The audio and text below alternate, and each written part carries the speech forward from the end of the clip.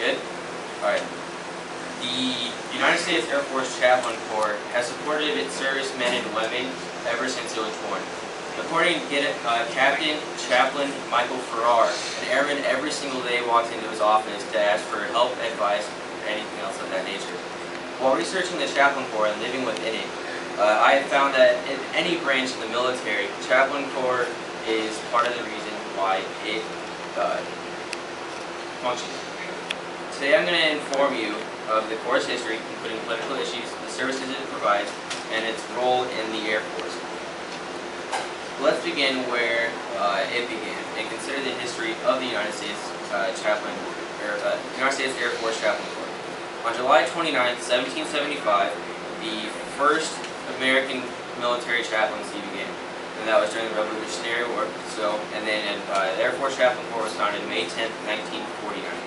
General Carl Spaatz ordered an institution of separate Air Force chaplaincy after consulting Charles I.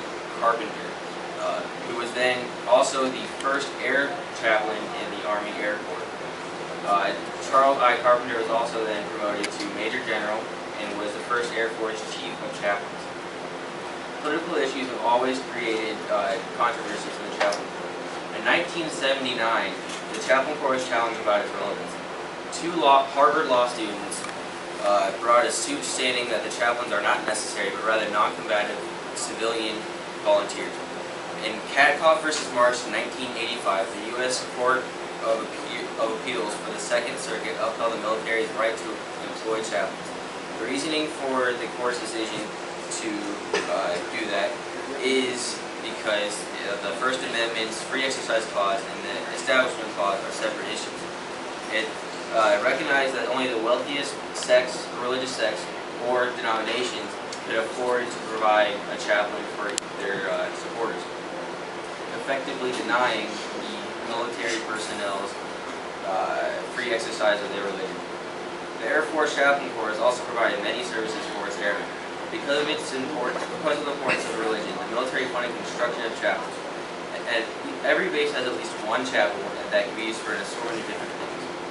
Worship services are the most common events to be held at the chapels. There are two dominant religions, and that is Catholicism and Christianity. The Catholic services are held in the same sort of ways as any civilian Catholic church. However, the Protestant side or Christian side of the services, they're held in a special way. Generally, in the civilian world, they have each specific church is to a denomination. But on the base, since there's not that many chapels and not that many chaplains, every single denomination meets together for one service, and so it is truly non-denominational. The other thing that the chapels can be used for is to be held for weddings. Many airmen and airwomen like to use the chapel as their wedding place. Chaplains are also off-the-book counselors. So every airman at some point in time has emotional distress. Yeah, There's two places you can go to that. You can either go to the Air Force DoD employed counselors, or you can go to a chaplain. The difference between the two is that a chaplain is completely top secret. They won't tell you anything that is that you don't give away to be given unless it's special. The Air Force DoD counselors, however, have to put it on your record. Although it is confidential, it could hurt your career.